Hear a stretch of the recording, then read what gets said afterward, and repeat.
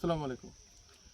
অনেকেই advocate, lawyer এবং ব্যারিস্টারের ভিতরের পার্থক্যটা গুলিয়ে ফেলেন। আমাদের কাছে অনেকে জিজ্ঞেস করেন যে অ্যাডভোকেট কি, লয়ার কি আর ব্যারিস্টার কি। তো প্রথমত দেখি লয়ার জিনিসটা কি।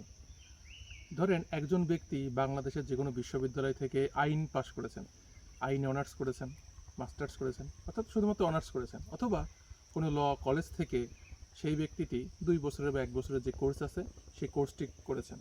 করার পরে যখন তার সেটা শেষ হয়ে গিয়েছে, অর্থাৎ তার অনার্স শেষ হয়ে গিয়েছে বা ল কলেজের যে পাস কোর্সটা ওটা শেষ হয়ে গিয়েছে, তখন তাকে লয়ার বলা হবে। এরপরে আসি ব্যারিস্টার।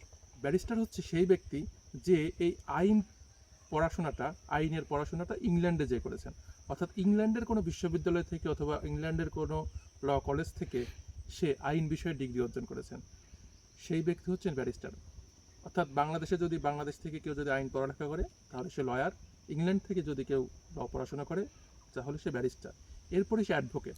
কোনো লয়ার অথবা কোনো ব্যারিস্টার অ্যাডভোকেট ততক্ষণ পর্যন্ত হতে পারবেন না যতক্ষণ পর্যন্ত না সে বাংলাদেশ বার কাউন্সিলের অধীনে যে পরীক্ষাটা হয় অ্যাডভোকেট তালিকাভুক্তি পরীক্ষা, ওই পরীক্ষাটায় অংশগ্রহণ করেন এবং পাশ করেন।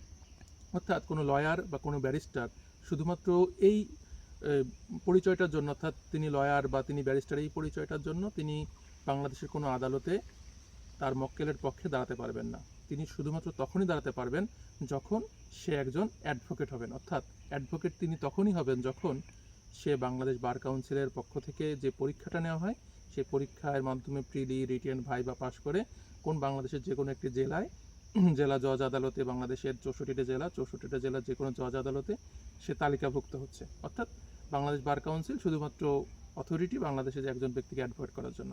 আমরা বুঝতে পারলাম যে লয়ার হচ্ছে বাংলাদেশ থেকে যে ডিগ্রি অর্জন করছে সে লয়ার, ইংল্যান্ড থেকে যে ডিগ্রি অর্জন করছে সে হচ্ছে ব্যারিস্টার, এবং বাংলাদেশ বার কাউন্সিল থেকে এই লয়ার এবং ব্যারিস্টাররা যারা আছেন বাংলাদেশ বার কাউন্সিলের মাধ্যমে যে পরীক্ষাটা হয় সেই পরীক্ষার মাধ্যমে পরীক্ষা দিয়ে তালিকাভুক্ত হন তখন তিনি অ্যাডভোকেট হবেন।